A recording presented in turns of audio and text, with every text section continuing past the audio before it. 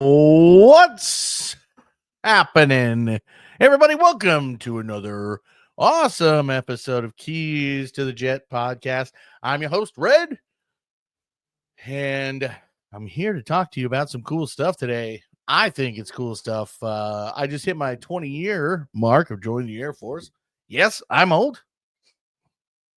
Along with everyone else, you're all old. At least those of you that know me and know us here on Keys to the Jet. You're old. We're all old. We wore BDUs. Some of you even before that. All right. Yeah.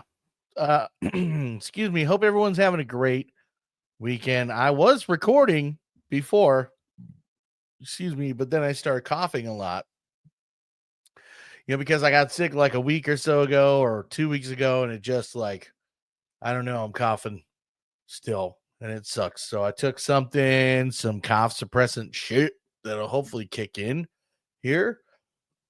And I got some water, but if not, you have some cool post almost sickness done ASMR that you can say, wow, this guy's rude and shouldn't be coughing in our ears.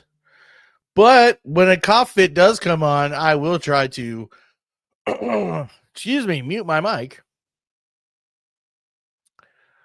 and go from there, Yeah.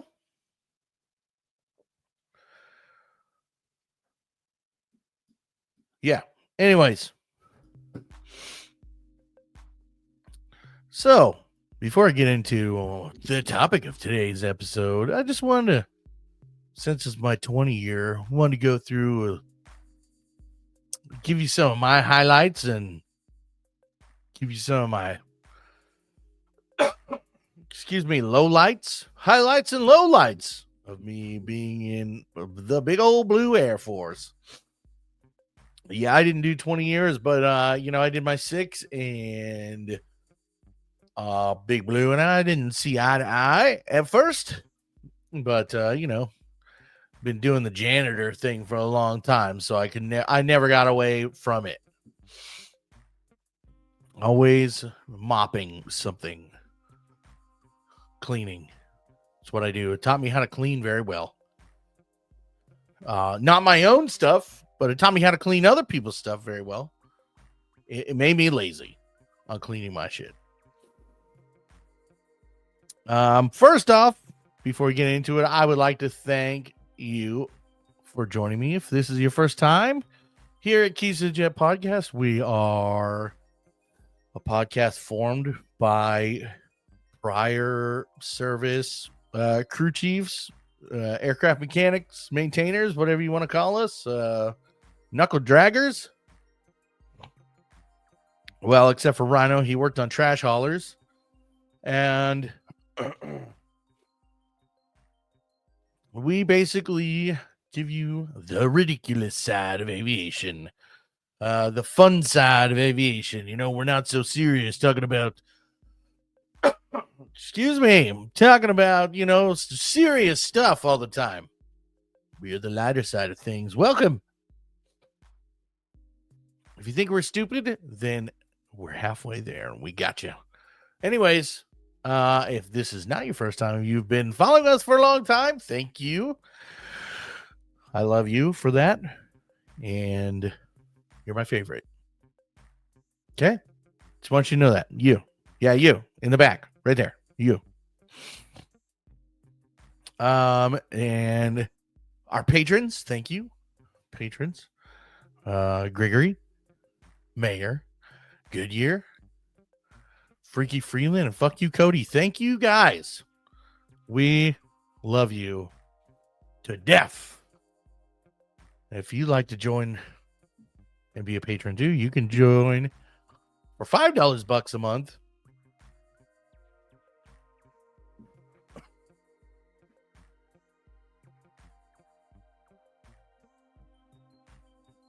Sorry about that. Had a cough real quick.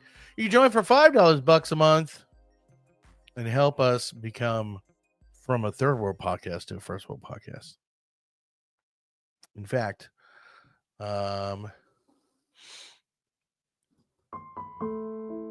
just $5 a month could help out a third world podcast become a first world podcast. For less than a cup of Starbies, you could make a gigantimous improvement. If you want to donate, then please go to the Keys to the Jet podcast Patreon at patreon.com/Keys to the Jet podcast. That's patreon.com/Keys to the Jet podcast. Again, go to patreon.com/Keys to the Jet podcast.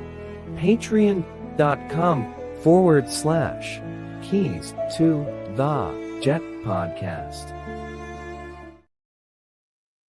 oh boy, patreon.com/Keys to the Jet podcast. I appreciate you. We appreciate you.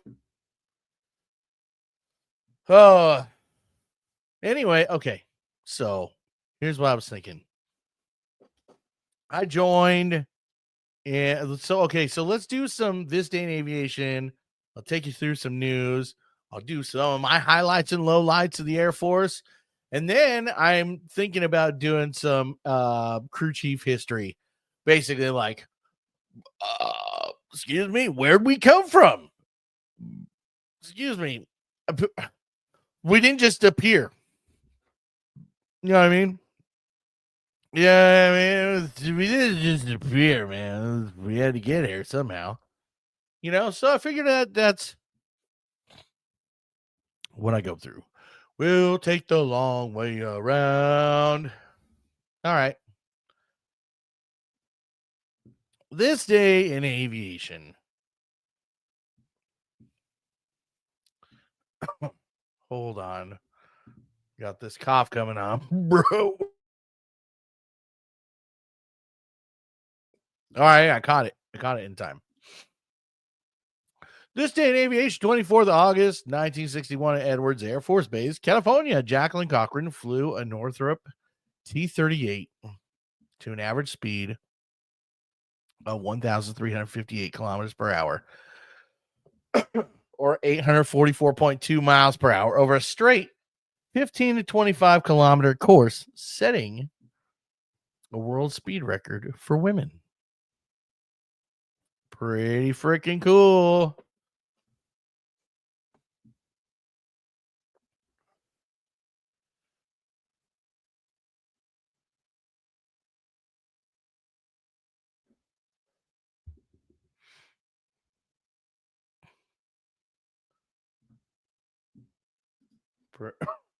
Man.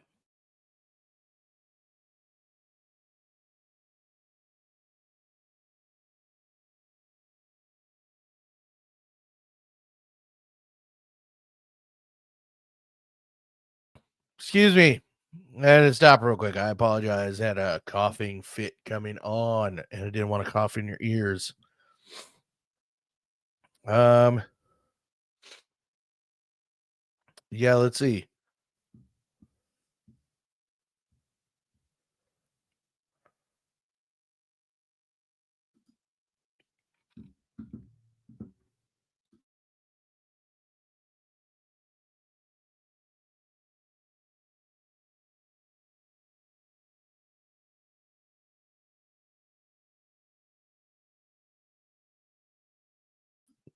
Fuck all that new shit. Let's just get into some highlights and stuff from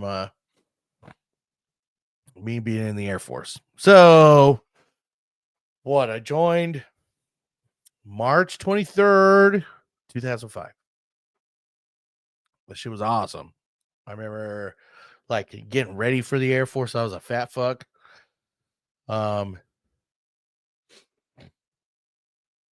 Sorry if I'm breathing heavy today, man. I'm having problems here. I don't know what's going on with me.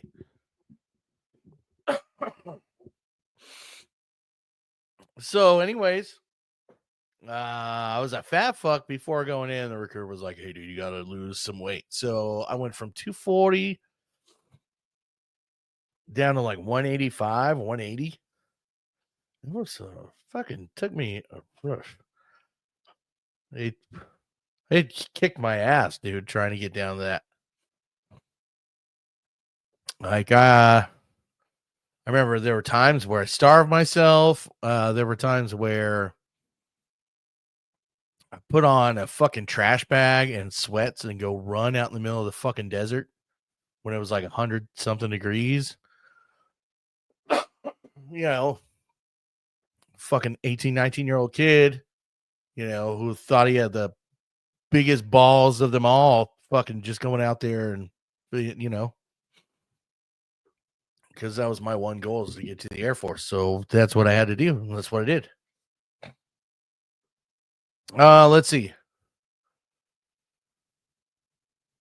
Yeah, so I joined, and I remember like hanging out with my friends fucking days before, drinking, just getting fucked up a lot, cutting my hair. My hair was pretty long. I went to MEPS multiple times, dude, because I was overweight. It was cool. We got in trouble there a few times, being a kid. Got in trouble at MEPS a few times. That was fun. Let's see. So went in. I remember going to. I think it was like a Tuesday. Parents driving me to Lake Havasu City, where I flew out to Phoenix, and I was at MEPS. Did the oath, and then I remember flying out from Phoenix to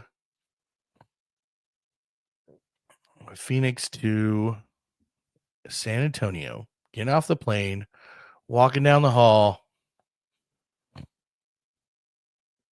and it got ran at. Suddenly it was fun, but it didn't get real up until like it hit the hallway at the airport, where you're going to the Air Force and you fucking hit people with uniforms that are screaming at people in the hallway,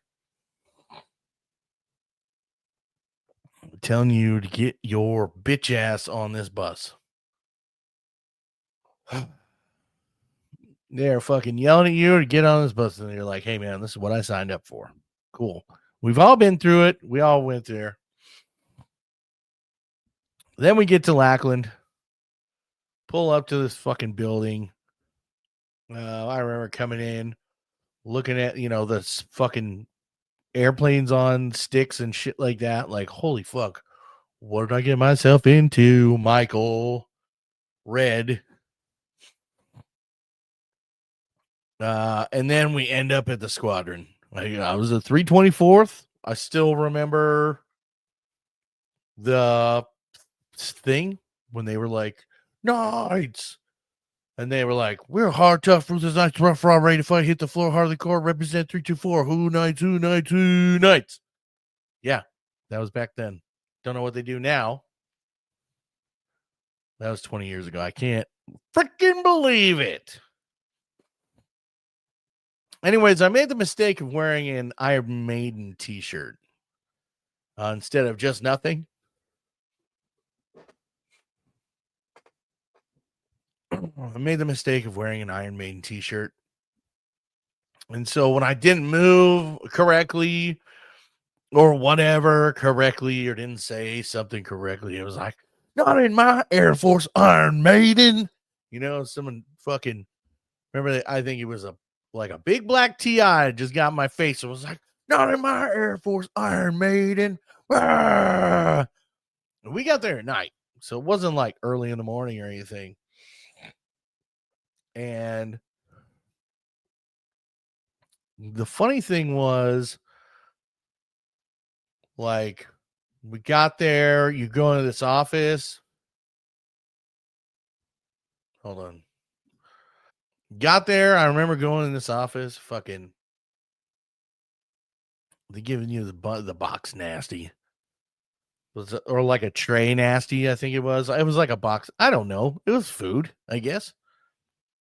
Gave you some food, then fucking processed you through, and I remember them asking, like, "Oh, who fucking plays an instrument?" I was gonna say I played an instrument, and I was gonna raise my hand, but I didn't because people told me before I went in there, whatever you do, don't volunteer. Fly low under the radar. Now, did I do that throughout basic training? No, I didn't fly low under the radar because I'm a dum-dum. I got called to the snake pit many times. They said, "Hey, man." TI would be like, "Hey, I've heard you have impressions of your flight mates. Um, the only way you're not going to get on your face right now and push the world down is if you make these other TIs laugh." And they did it away from other trainees, right? Because they called me over to the table exclusively, like specifically, not exclusively, but specifically. He called me over and he'd be like, "Trainee, I hear you have some freaking," and this dude was Texan to the bone, like short Texan dude, like, and he's like, "I hear you have some impressions of your flight mates. Y'all, you better make these TIs laugh or you'll be on your face pushing." And like, all right, so I don't remember the impressions now, but obviously, whatever they were, they made them laugh because I did not do any push-ups that day. Let's see. Yeah, went to my first duty station at Tyndall, and that shit was fun. Man, those are the best people I've ever worked with out there at Tyndall. I love every single one of them. Some are annoying, but they also probably thought I was fucking annoying too. But like I said, I love every single one of them. They're the best of friends, whether they thought we were or not. Best friends I've ever had in my life. There are a few outside of the military that, that I have as best friends, but my military friends who I have known for 20 plus years, known for 20 years, they're the very best you could ask for. Why? Because we were all there to do the same thing, right? So we had the trauma bond. We were there to fucking cruise some jets, kick some tires, light some fires, send the shit out, right?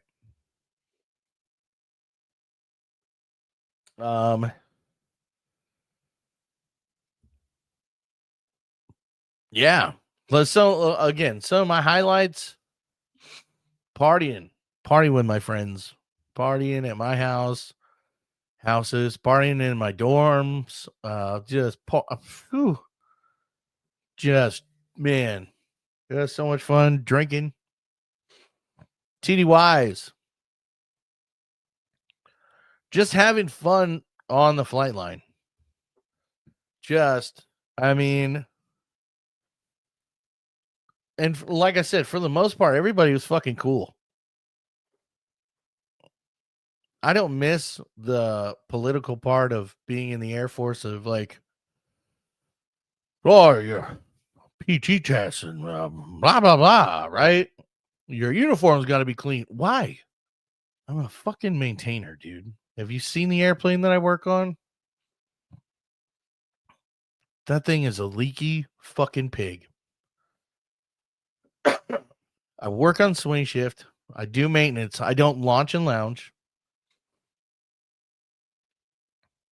I'm in fucking hydro, fuel, oil every day. Get off my motherfucking back. Excuse me again, still. Let's see. Highlights. Man.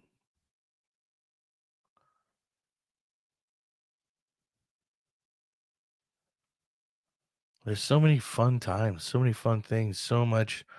I would try to go and have as much fun as I could at work, even though it was shit sometimes, which carried over to people and they had fun too. I hope my attitude carried over and they had fun. You know what I mean? Like I said, we're all there. We're all trauma bonded. We're all doing what we're supposed to. It's like, why not have a good fucking time? Why not have a good freaking time?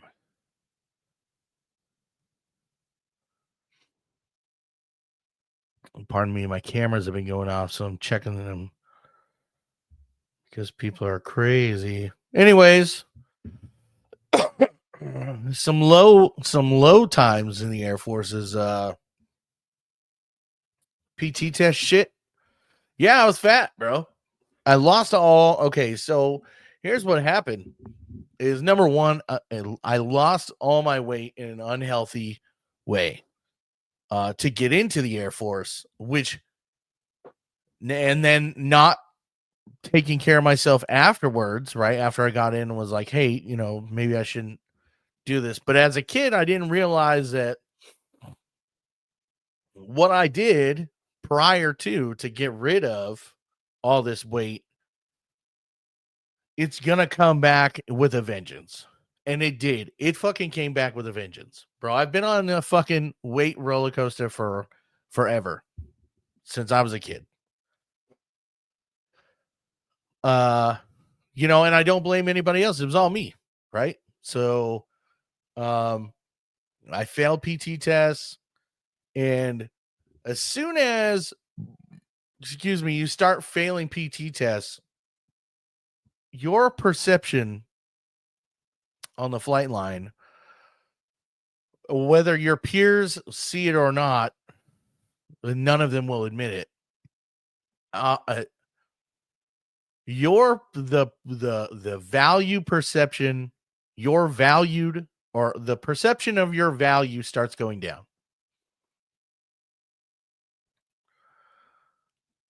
They're like, a PT test or failing PT translates onto the flight line as you being a shitbag. Even though, like, you could fucking be the best maintainer out there. You fail a PT test, bro, everybody out there, whether it's your best friend or not, and they won't admit it, they won't fucking tell you. They'll be like, no, dude, it was fucking cool. Never thought that. They're also the guys who are fucking sitting behind your back talking the shit. But let's be real. We're all friends. We're all there. We're all supposed to be brothers. I love working with them. I love hanging out with them, but they are the biggest shit talkers. We all are. Let's be real.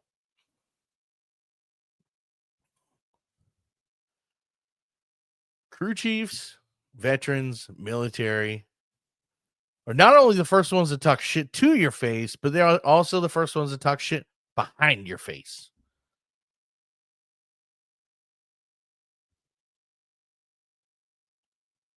And a lot of the times we'll smile right at you and be like, nah, man, I didn't say shit, dude. Or be like, well, no, it's taken out of context. That's not what I meant. Or, I mean, and like I said, they'll talk shit straight to your face, which is great. I'd rather have you talk shit to my face than me hear about it never, right? Because a lot of the times, maybe they're doing it. A lot of the times, being shit talked to your face is motivation to be better. Oh, it just zoomed in on me. Oh. How do I get that out? No. It just zoomed in on me.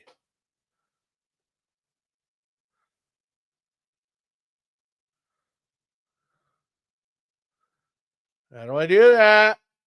Oh, shit. This new camera that I got, it just zoomed in on my face.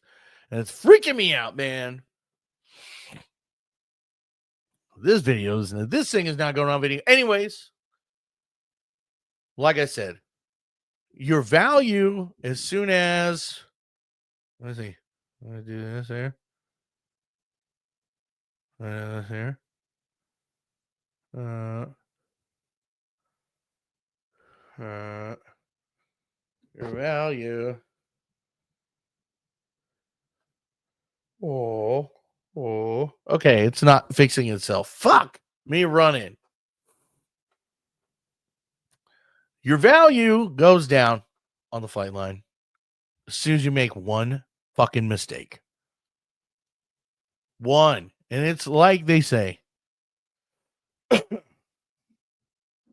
you fucking do your shit right and do shit fucking great, and nobody bats an eye. You fuck up one time, dude. You're done. Yeah, everybody will remember it forever. And like I said, crew chiefs will talk shit like a lot. And nobody was perfect out there. Everybody had fuck ups, but everybody talks shit. Having to do 3 PT tests 3 days in a row because your leadership didn't trust you because they said a man your size couldn't run an 11-minute mile and a half. So they brought you and the PTL in to the first shirt's office multiple times and read you your rights and thought that you were cheating.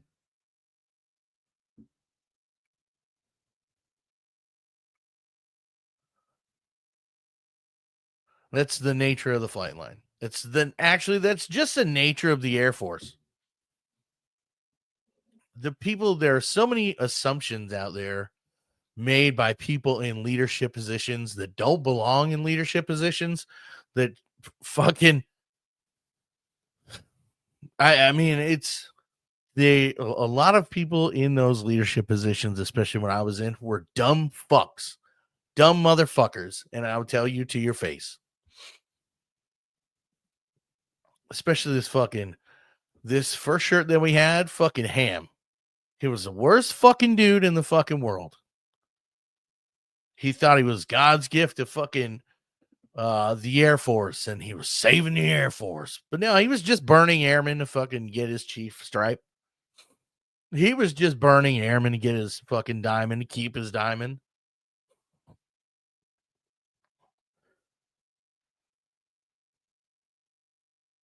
And there were people along those lines that made the Air Force just awful. Him, a flight chief of mine, who was a fucking expediter, became a flight chief.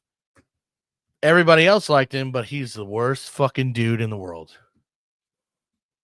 And if I saw him today, we would have words.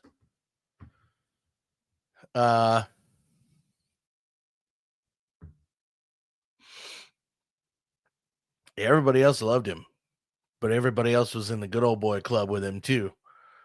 Fucking Cookie, that fucking faggot. And if you hear this shit, fuck you. Bitch. Who else? Yeah. I would say that's sort of my lowest time was with PT test stuff. But again, it was all my fault. I did that shit. But it was the best decision I've ever fucking made. Was joining the Air Force. Best decision I've ever made. Been cool. It's motivated my daughter. She's an ROTC. And, and she wants to freaking go in and do something, man. Be something bigger than herself which is what I wanted to do. Fix airplanes. Be a part of something bigger than myself. Do my duty to my country. And yeah, I'm glad I joined. That's about it, man. That's all I got.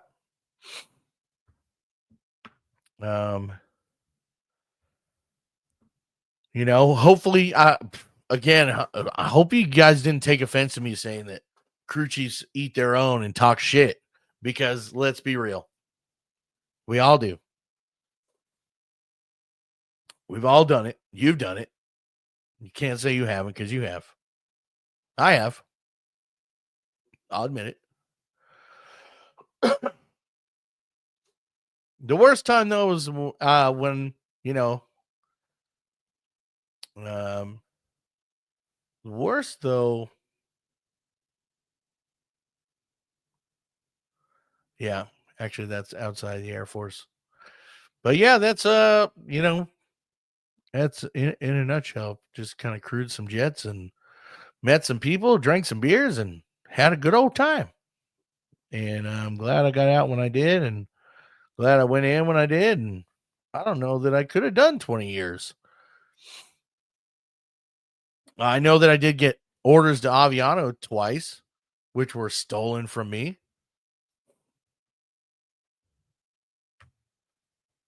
which is crazy. The one time, like, you know,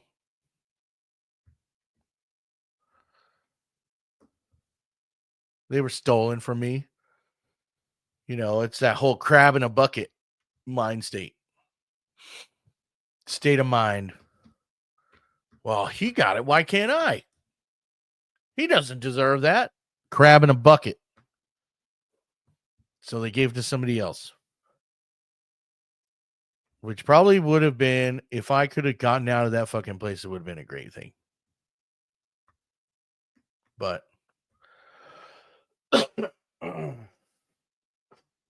anyways, yeah. Hey man, that was my highlights and lowlights. Again, the Air Force does cool stuff for people. It did some cool stuff for me. All right, I'm gonna take a break for a second. Take a break, get some water, and then we're gonna come back and we're gonna talk about submarine crew chiefs, how the crew chief history, how crew chiefs was made. Okay, and I'm gonna talk like this, just like this. I'm gonna say this is crew chief history. This is my take on crew chief history, whether I'm right or whether I'm wrong. I don't care. Go do your own goddamn podcast. I'm just kidding. Keep listening to mine, but I'm gonna give you my take on it. All right. Okay. Be back in a minute. All right, I'm back.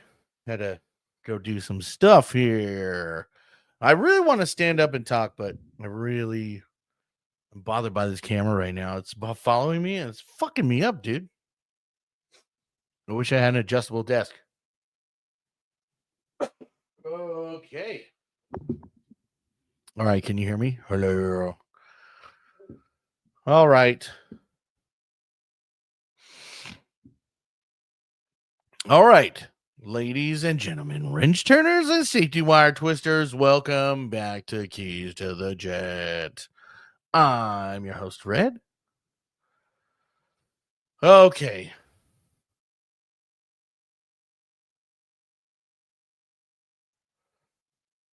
Let's get into this. You know what? I had a little script here. Now I know the pilots listening are already squirming in their seats like, oh, here we go, talking about crew chiefs. Another maintainer episode. But listen, without crew chiefs, you guys would just be sitting in an aluminum coffin, making airplane noises with your mouth. So sit back, let me school you on how the aircraft crew chief came to be. From the dawn of aviation all the way to today's caffeine addicted jet babysitting maniacs out on the ramp. We're going to talk about where the crew chief role started, how it changed through wars and technology, and why fighter crew chiefs are, well, better than trash haulers. Don't get mad at me. I don't make the rules, but we're better. Think about it. All right, so let's rewind the clock. Early 1900s. The Wright brothers are out at Kitty Hawk making a box kite with a lawnmower engine fly, right? Everybody knows about Orville and Wilbur, but very few people know about the third dude, Charles E. Taylor. He was a Wright brothers mechanic, built the first airplane engine, and kept their flying machine actually running. And if we're being honest, that dude is the first crew chief, the OG, the godfather of greasy hands, box nasties. Now, back then, there wasn't a job title called crew chief. You just had mechanics. Planes were wood, canvas, and wire. Engines leaked oil like a Harley, and if something broke, the solution was usually just to hit it with a hammer until it stopped rattling. But already the idea was forming that one guy is responsible for one bird. That mechanic took ownership. He wasn't just fixing planes, he was babysitting them. By the time World War I kicked off, militaries had figured out they needed maintainers permanently assigned to aircraft. Planes would land at muddy fields in France, patched together with duct tape, or whatever 1918 duct tape was. Probably just strips of old socks and a bad attitude. And the pilot would jump out and hand it to the chief. This poor bastard who had to somehow get it flying again tomorrow. No fancy tech orders, no integrated data systems, just a wrench, a cigarette, and a lot of praying. That was the birth of the crew dog, aka the crew chief. Now, after World War II, the Air Service, what would become the Army Air Corps, realized, hey, this crew chief thing actually works. Through the 1920s and 30s, as airplanes got bigger and engines got nastier, the idea solidified. You had one guy responsible for the whole bird. Now, is it true? I don't know. Again, this might take, if I'm wrong, I'm wrong. You let me know if I'm wrong. This is where the crew chief culture really started to form. Ownership, pride, the mentality of this is my motherfucking jet.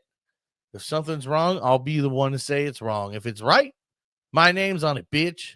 Literally, because this is where the tradition of stenciling the crew chief's name under the cockpit started popping up.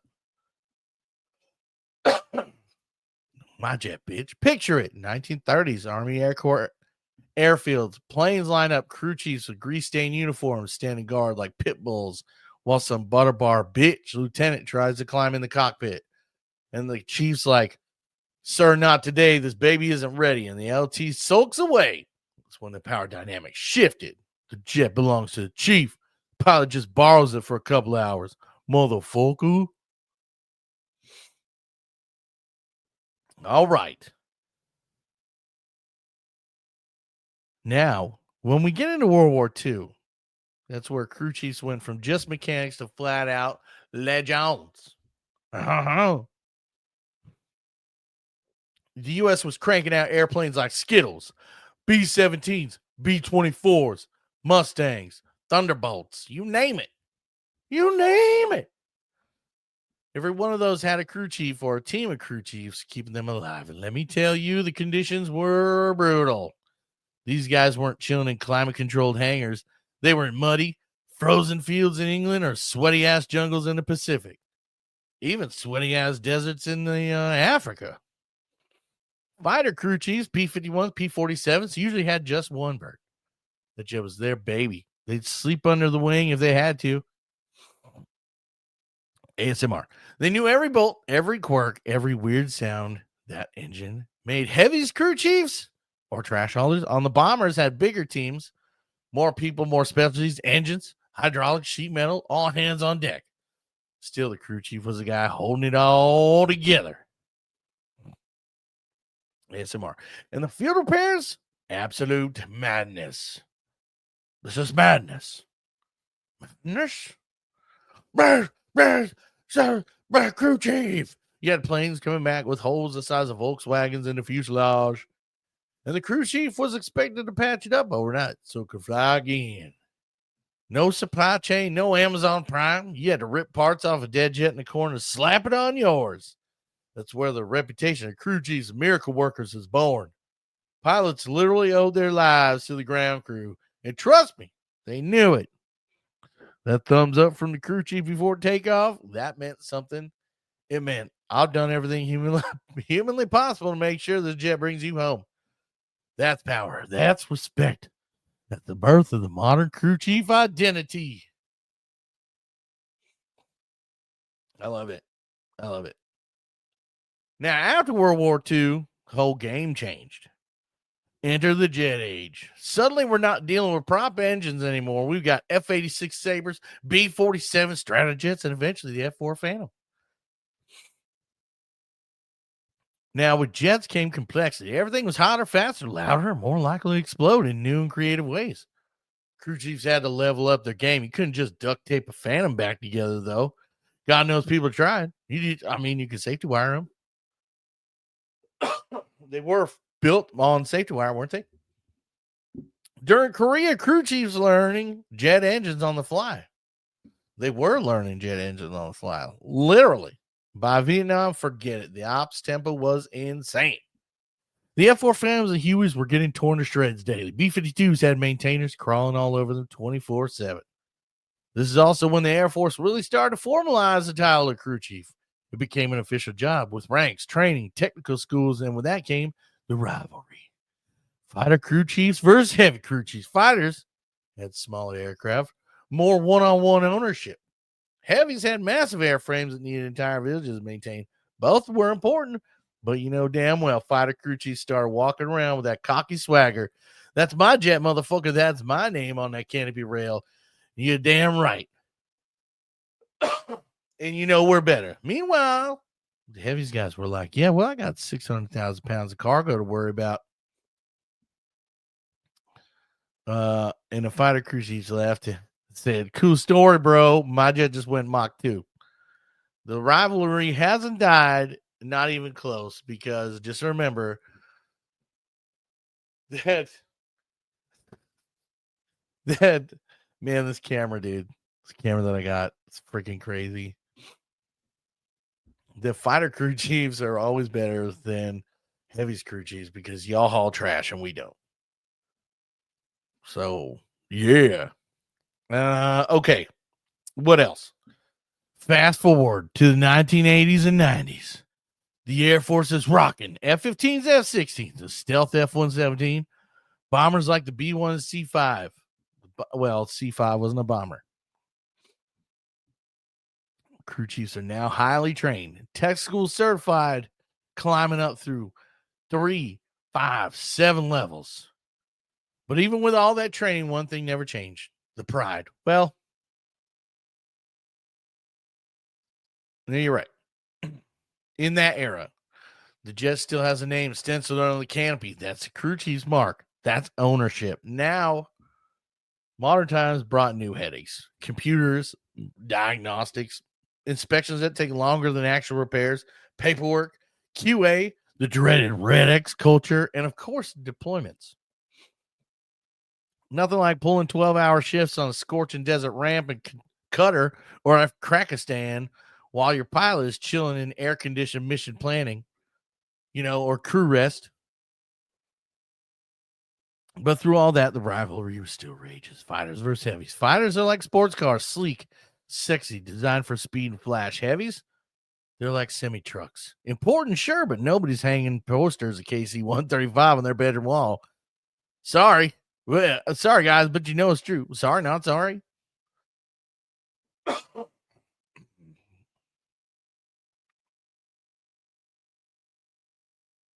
And here's the thing. It's not just about the maintenance. It's about the culture. The crew chief is the last person the pilot sees before takeoff and the first person they see when they land. That salute, that thumbs up, that's tradition. That's family. All right. Crew chiefs are teachers too. Every LT who shows up thinking they're hot stuff gets schooled by a salty E4 on how not to break the landing gear or whatever else. We've all been there, trying to explain to a pilot why he can't just slam it down harder on landing without consequences.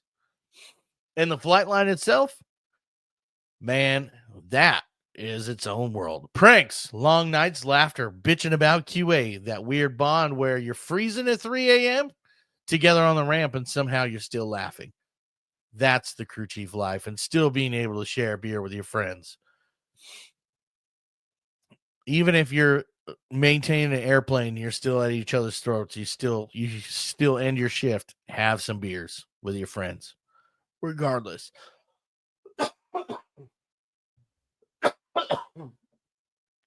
Excuse me. And yes, the fighter versus heavies jokes will never end. Fighter crew chiefs say, I work on jets at dogfight and Mach speed. Heavy's crew chiefs say, yeah, well, my jet hauls trash or tanks and troops. And yeah, I mean, they're trash haulers. How many times do I have to say it? I've said it a lot. They're trash haulers, but we still love you guys. So, what's the takeaway here? From the Wright brothers mechanic to World War II miracle workers, from Phantom maintainers in Vietnam to today's F-35 crew chiefs.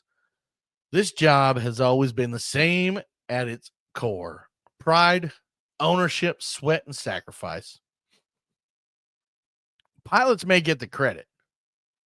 They may get the patches, the call signs, the cool flyovers, but none of that happens without us. Without us maintainers, us crew chiefs.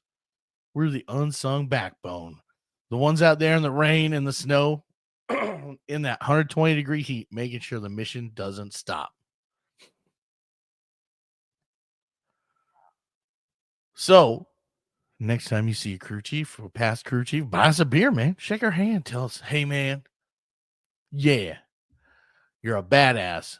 I mean, you might be an all-purpose gorilla, but you're a badass. And remember, get this in your head. Fighter crew chiefs are still better than Heavy's crew chiefs. Don't argue with me. You just know I'm right. Yep. All right, folks. This has been another episode of Keys of the Jet. I'm Red, your friendly hood neighbor, your friendly neighborhood grease monkey who gave you some ASMR today with me coughing, me talking about my time in the Air Force, me having a little bit of fun, talking shit about people, people shit talking about me. That's how it goes. I love you. If you think I'm wrong or if you want to talk some shit too, you're very welcome. Leave us a comment. Go subscribe, share with your friends. Check us out. Check us out wherever. Yeah. Now, y'all get out of here and go turn some wrenches. All right. Listen. If you want to be part of this community, you can go catch us on Twitch, YouTube, Instagram, Facebook, Rumble, TikTok, X. Press the subscribe button, press the share button, press the like button, press the follow button, tell your friends. And if you want to help out, if you want to help our channel grow, you can go to our Patreon, patreon.com/Keys of the Jet podcast. And for $5 a month, become a patron. Just like these guys. Check this out. Just $5 a month could help out a third world podcast become a first world podcast. For less than a cup of Starbies, you could make a gigantimous improvement. If you want to donate, then please go to the Keys to the Jet podcast Patreon at patreon.com/Keys to the Jet podcast. That's patreon.com/Keys to the Jet podcast. Again, go to patreon.com/Keys to the Jet podcast. patreon.com/Keys to the Jet podcast. Oh, okay. All right. My mic is back on. Listen.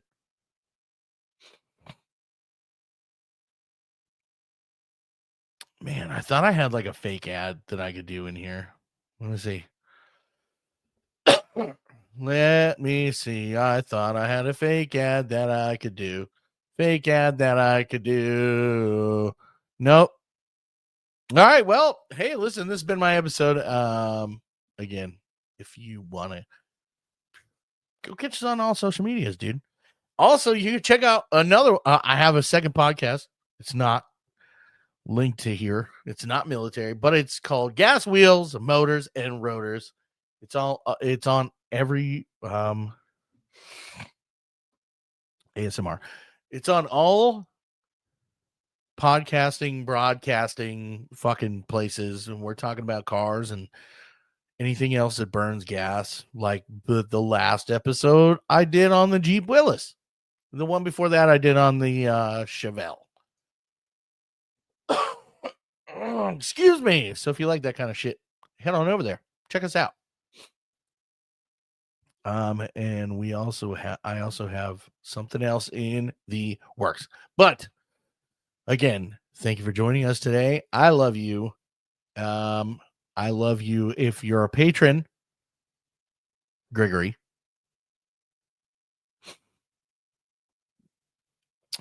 Gregory, the man. Sorry, I had something going on there for a second. Gregory, the mayor. Goodyear. Fuck you, Cody and Freaky Freeland. I love you guys. And I love everyone else out there still hanging on and still hanging out and listening all over the world. Okay. Thanks, guys. Bye. I'm leaving now. I think I'm leaving now. Am I leaving now? I am leaving right now. Okay, bye.